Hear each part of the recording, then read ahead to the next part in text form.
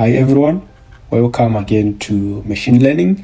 Today we are talking about logistic regression, and we want to apply this method or model on a real-world dataset. So we are working with breast cancer dataset, which is, I'm just going to view it.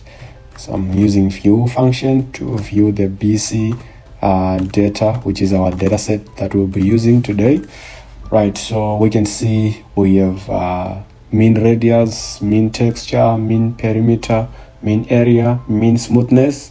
We want to use these variables to identify diagnosis, either 0, which is benign, which means there is no cancerous tumors, and also there is 1, which is malignant, which shows that there is some cancerous tumors. So we want to do that using those variables. So the next thing is for you to know how to load this data.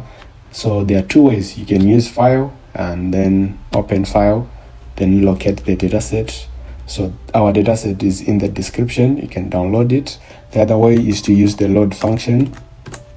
Then you specify the dataset, which is breasts cancer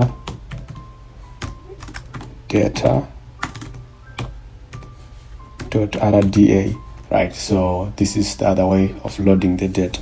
I'm not going to do that because it's already loaded in my machine. The next thing I'll do is to start the logistic regression, but however I need a library which is called glmnet. So it also applies to lasso regression and also this logistic regression. So I'm going to start with fit 1. That will be my first model, and then glm, and my response variable is diagnosis.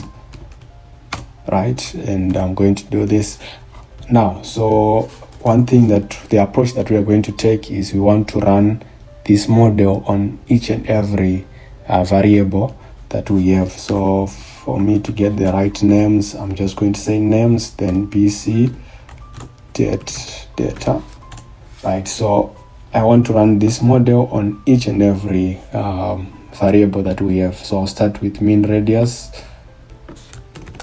Right, so you see the advantage of doing this one by one. Then the next thing, after specifying my explanatory variable, I'm going to specify the family, which for logistic is going to be binomial because it's binary. Then I'm going to specify the link. In this case, I'm using logit. Right, after that, I'll specify the data. Where is the data coming from? It's coming from BC data. Right, so that will be my first model. I can check the summary. We can check the performance of the model through the summary. So one thing that is going to be of interest in this model is the AIC. The smaller the AIC, the better the model. So we are going to run also the same model on the next variable, which is going to be mean. You can check the names of the variables here. It's going to be mean texture. Right, then this is going to be fit 2. Right, then let's see, we have a 650 from 3 something. Then we also need to run for the next variable, which is going to be mean perimeter.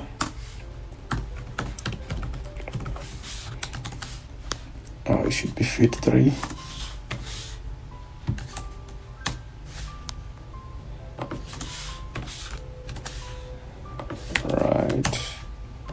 So we have 308, it drops. So the smaller the better. We are going to fit 4.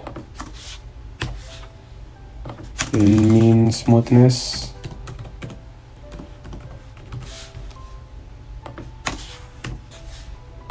We are going to run this. We have 677. It's rising. Then the next fit 5. So you can see each variable is its different impact on the response, on the response variable, right? We have 329, right? So those are all our variables. Then the next thing I just listed their different AIC. You can see they are different. So the next thing is just to combine these models, these variables, step by step, to see if we combine them, does our AIC changes or it continuously increase. So we are going to start with the best model, which is fit 1. Is it fit for perimeter? It should be fit, which one is that? Fit 3. So we are starting with this one, fit 3. That's the one we are starting with. I'm going to label it fit 7, right? So if we run this, right, that's we are starting at AIC of 308.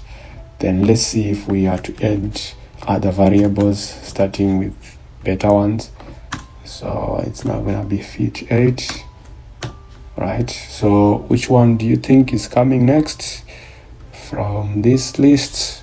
We started with 308, so the next one should be 329, which is the next smallest, which is mean area. I'm going to say plus mean area, right? Everything remains the same. Let's run this with, oh, it's now 296. It's improving. Let's keep adding variables. Fit 9. We can add another one. Let's see which one is next. We at 329. Now we are at 334. That's the next one, which is mean radius. Mean radius. Right. We are 348. It's going down. Let's keep adding. Let's add, I think that will be the last one. That is going to be mean smoothness. Is it? Oh, yeah, it's going to be mean texture. Mean texture. It's going to be mean texture. That should be fit 10.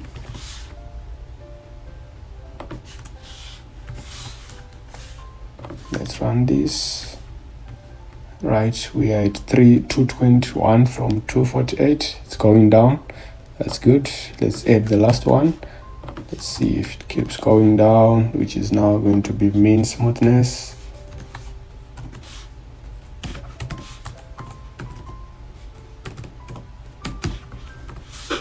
Right. Oh, 181, which is the best model for all the variables that we have. So we can say this is good. So, but now we might be tempted to keep adding other variables. So in the next video, we want to know if we keep increasing these variables. Let's say we add noise to it. What really happens is logistics going to capture that this is just noise. So that will be the next video. We will speak more into that. However, on this video, we learned about logistic regression, how to apply it, step-by-step procedure.